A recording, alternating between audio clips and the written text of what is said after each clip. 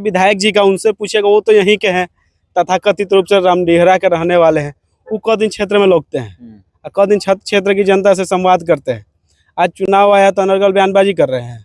ठीक है, ये उनका चुनाव नहीं है, खुरपी के ब्याह में हम हंसुआ का गीत नहीं गाना चाहेंगे, लेकिन उनका समय आएगा तो उनको भी जवाब शाहपुर की जनता देगी। महागठबंधन के जो प्रत्याशी हैं उनको समझ में कुछ आ नहीं रहा है। लोकल मुद्दे उनसे भी पूछेगा तो ज़्यादा कुछ वो क्षेत्र के बारे में बता नहीं पाएंगे। पिताजी का किया धरा है, उसके चलते विधायक और मंत्री बनते रहे, अपनी उपलब्धि कुछ खास है नहीं।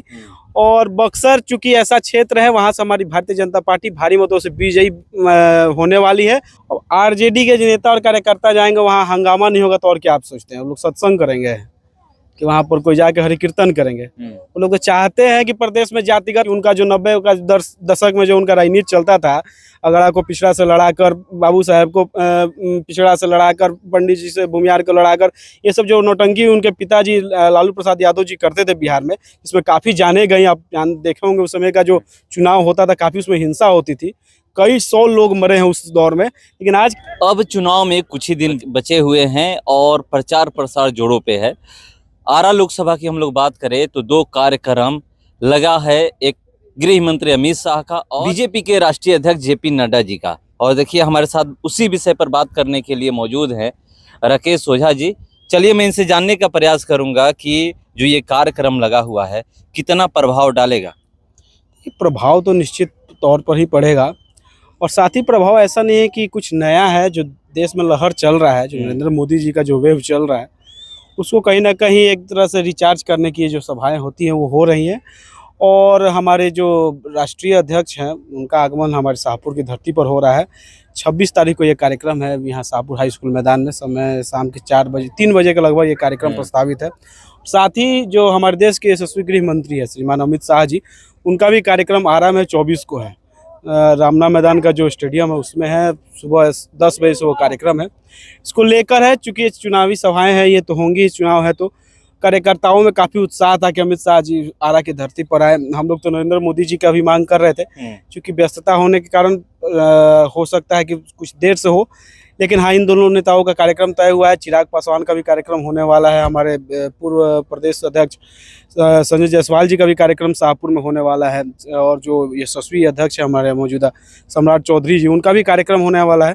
क्योंकि अब कुछ ही दिन रह गए हैं, 1 सप्ताह से भी कम टाइम रह गया है चुनाव में, तो हमारे जितने भी प्रदेश नेतृत्व और केंद्रीय नेतृत्व के नेता हैं, उन सभी का आगमन आरा लोकसभा क्षेत्र अंतर्गत अलग अलग क्षेत्रों में होने वाला है। इस बार देखा जा रहा है कि विपक्ष की तरफ से पूरा जोर लगाया गया है। यहाँ पर तमाम जितने भी बिहार में अलग अलग जगहों के विधायक हैं, वो आकर के सुदामा प्रसाद के लिए वोट मांग रहे हैं। देखिए, वही हो गया है कि empty vessels makes the most noise वाला कहानी है लोगों का। लोगों के पास कुछ है नहीं, अपना कुछ विचारधारा नहीं है, ना इनके पास कोई चेहरा है, प्रधानमंत्री का चेहरा नहीं है। ये तो हम मतलब संशय होता है, सोचने पर हम लोग विवश हो जाते हैं। ये लोग क्षेत्र में जाते होंगे जनता के पास, तो क्या कहकर वोट मांगते होंगे कि इनको वोट देने पर ये राष्ट्रीय स्तर पर किसको अपना नेता प्रोजेक्ट करेंगे। इनके पास ना कोई नेता है, ना कोई नीति है, ना ही देश के विकास के प्रति इनका कोई सोच है, ऐसा कोई सिद्धांत है। ये जनता को बरगलाने के लिए जो भी जिस हद तक जो साजिशें रची जा सकती है वो लोग रच रहे हैं, लेकिन जनता इतनी नासमझ नहीं है कि इनके बहकावे में आ जाएगी। इन जो अलग अलग जगहों से इनके जो विधायक आकर अलग अलग गांवों में जो कैंप कर रहे हैं, ये साफ दर्शा रहा है कि ये लोग अपने हार से डरे हुए हैं। बहुत हद तक ये लोग अपने हार को स्वीकार कर लिए हैं। उसी के तहत ये प्रेशर के अंदर जो इनिंग्स खेली जाती है, वही इनिंग लोग खेल रहे हैं, लेकिन उससे कोई प्रभाव पड़ने वाला नहीं है। हमारे जो यहाँ के प्रत्याशी हैं श्रीमान RK सिंह जी, इनको यहाँ की जनता ने विकास पुरुष का जो एक तगमा होता है या जो एक उनको स्टेटस होता है वो दी हुई है। तो इस क्षेत्र में पूरे आरा लोकसभा क्षेत्र के लिए मैं बोलना चाहूँगा, विकास पुरुष के तौर पर जाने जाते हैं, अपने कार्यों के लिए जाने जाते हैं, और उसी के बदौलत वो आज लगातार तीसरी बार आरा से विजयी होने वाले हैं। आप लोग विकास पुरुष कह रहे हैं, मगर यहीं के विधायक शाहपुर विधानसभा के विधायक कहते हैं कि वो बाहरी हैं, वो विदेशी हैं, यहाँ के लोगों से मिलते जुलते नहीं है, यहाँ वो काम ही नहीं किए हैं। देखिए, उनकी बातों को हम लोग सीरियसली नहीं लेते हैं। उनका पार्टी नेतृत्व का क्या स्टैंड है, आप लोग जाके पूर्णिया में देखे होंगे। जिनका पार्टी का नेता अपनी पार्टी से ज़्यादा दूसरी पार्टी के लिए वोट मांगता हो, वो यहाँ पर आकर बड़ी बड़ी बातें बोले। खैर उनकी बातों को हम लोग सीरियसली नहीं लेते हैं, ना ही यहाँ क्षेत्र की जनता लेती है। और जहाँ तक बात है स्थानीय का, तो यहाँ यही आरा लोकसभा क्षेत्र की जनता उनको 2 बार जिताकर केंद्र में भेजी हुई है। हमारे केंद्र सरकार में वो सम्मानित मंत्री रहे हैं, अपने कार्यों के लिए जाने जाते हैं, विकास कार्यों के लिए। तो मुझे नहीं लगता ये सब मुद्दे कोई मायने रखते हैं। नरेंद्र मोदी जी भी आकर यहाँ पर बनारस से चुनाव लड़े थे, वहाँ बनारस की जनता उनको अपने बेटा से ज़्यादा प्यार करती है। बनारस का आप जो जाकर स्थिति देखेंगे वो काफ़ी हद तक बदल चुका है। सिमिलरली आरा लोकसभा क्षेत्र के भी अलग अलग जगहों पर आप देखेंगे जो विकास कार्य है वो चीख चीख कर बोल रहे हैं कि इस बार पुनः आर.के. सिंह यहाँ से जीत कर जाने वाले हैं। और जहाँ तक बात है विधायक जी का, उनसे पूछेगा वो तो यहीं के हैं, तथाकथित रूप से रामडेहरा के रहने वाले हैं। वो क दिन क्षेत्र में लौटते हैं, क दिन क्षेत्र की जनता से संवाद करते हैं। आज चुनाव आया तो अनर्गल बयानबाजी कर रहे हैं।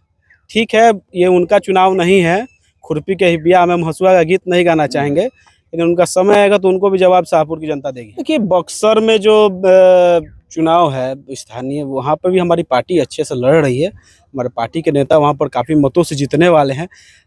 चूँकि बीच में कुछ कन्फ्यूजन हुआ था जिसको बहुत से नेताओं ने आगे क्लियर कर दिया है, काफ़ी हद तक ये क्लियर हो चुका है। वो हार जीत से बौखलाए हुए हैं। वहाँ के जो महागठबंधन के जो प्रत्याशी हैं उनको समझ में कुछ आ नहीं रहा है। लोकल मुद्दे उनसे ही पूछिएगा तो ज़्यादा कुछ वो क्षेत्र के बारे में बता नहीं पाएंगे।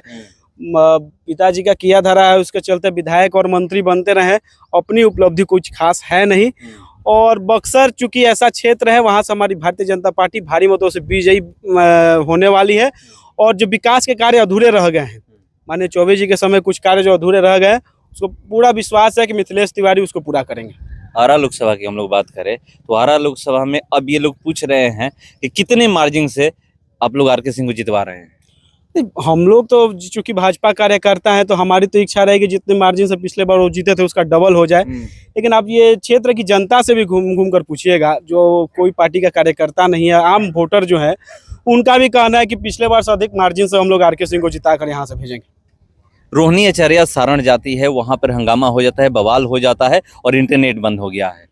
अब आरजेडी के नेता और कार्यकर्ता जाएंगे वहाँ, हंगामा नहीं होगा तो और क्या आप सोचते हैं? वो लोग सत्संग करेंगे कि वहाँ पर कोई जाके हरि कीर्तन करेंगे? वो लोग तो चाहते हैं कि प्रदेश में जातिगत उन्माद फैले, आपस में लोग लड़े जात के नाम पर, धर्म के नाम पर, ताकि उनका जो 90 का दशक में जो उनका राजनीति चलता था, अगड़ा को पिछड़ा से लड़ाकर, बाबू साहब को पिछड़ा से लड़ाकर, पंडित जी से भूमियार को लड़ाकर, ये सब जो नौटंकी उनके पिताजी लालू प्रसाद यादव जी करते थे बिहार में, इसमें काफ़ी जाने गई। आप देखे होंगे उस समय का जो चुनाव होता था, काफ़ी उसमें हिंसा होती थी, कई 100 लोग मरे हैं उस दौर में। लेकिन आज के दौर में ये सब चीज़ बंद हो गया है। उसको पुनः वो लोग जीवित करना चाहते हैं अपने राजनीतिक रोटी सेकने के लिए। लेकिन बिहार की जनता जान चुकी है, वहाँ पर स्थिति बस कुछ हुआ होगा, लेकिन इसका कोई असर बिहार में नहीं पड़ने वाला है। एक आखिरी सवाल, क्या इस बार के चुनाव में अगर आरा लोकसभा की हम लोग बात करें और बक्सर लोकसभा की बात करें तो जाति फैक्टर होने वाला है?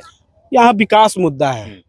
सभी लोग पहले भी विकास के नाम पर वोट करते रहे हैं, अभी भी कर रहे हैं। हम लोग विकास के नाम पर मांगते थे, आज भी मांग रहे हैं, और भविष्य में भी जब भी भाजपा यहाँ से चुनाव लड़ेगी उसका एकमात्र मुद्दा विकास होगा। तो देखिए, बीजेपी जब भी चुनाव लड़ेगी एकमात्र मुद्दा विकास होगा। इंतजार करते हैं, 4 जून को पता चल जाएगा कि आरा लोकसभा से कौन सांसद बनता है। फिलहाल इसका इतना ही, बने रहिए हमारे साथ। नमस्कार।